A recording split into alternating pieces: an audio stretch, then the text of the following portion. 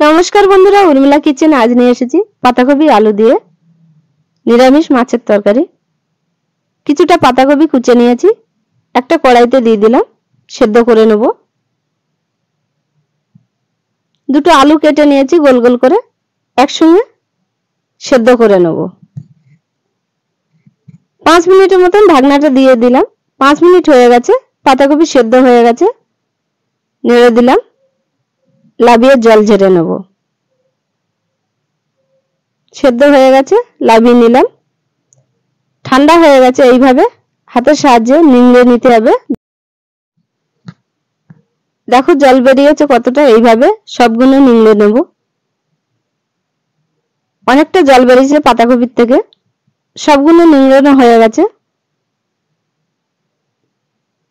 স্বাদ মতো লবণ দিয়ে দিলাম, হাফ চামচ হলুদ দিয়ে দিলাম, হাফ চামচ জিরে দিলাম, হাফ চামচ ধনে গুঁড়ো দিয়ে দিলাম, 1 চামচ বাটা লঙ্কা দিয়ে দিলাম,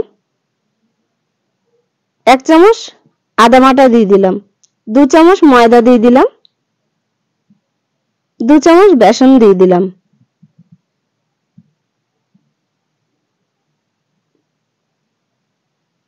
এবার আমি ভালো করে মাখিয়ে নেব।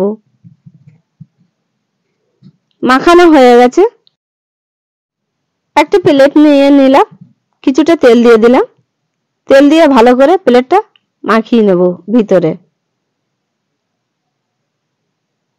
পাতাকপিটা নিয়ে 2 হাতের সাহায্যে ভালো করে ডো করে নিয়েছি।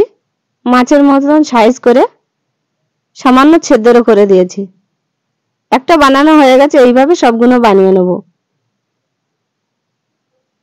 সবগুলো মাছের পিস বানানো হয়ে গেছে। একটা কড়া বসিয়ে দিলাম, কড়াই কিছুটা তেল দিয়ে দিলাম। তেলটা গরম হয়ে গেছে, এক এক করে মাছের পিসগুলো দিয়ে দেবো।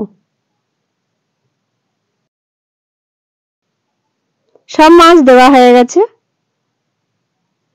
এক পিঠ ভাজা হয়ে গেছে, উল্টে আরেক পিঠ ভেজে নেব। মাছগুলো ভাজা হয়ে গেছে, একটা প্লেটে তুলে নেব। তোলা হয়ে গেছে। ফোড়নের মধ্যে দিয়ে দিলাম 2টো এলাচ, একটা দারচিনি, একটা তেজপাতা, হাফ চামচ জিরে। হালকা আঁচে জিরেটা ভেজে নেব। জিরেটা ভাজা হয়ে গেছে, 1 চামচ আদা বাটা দিয়ে দিলাম, দিয়ে একটু নেড়ে দিলাম। একটা টমেটো পিউরি করে রেখেছিলাম দিয়ে দিলাম, দিয়ে একটু নেড়ে দেবো।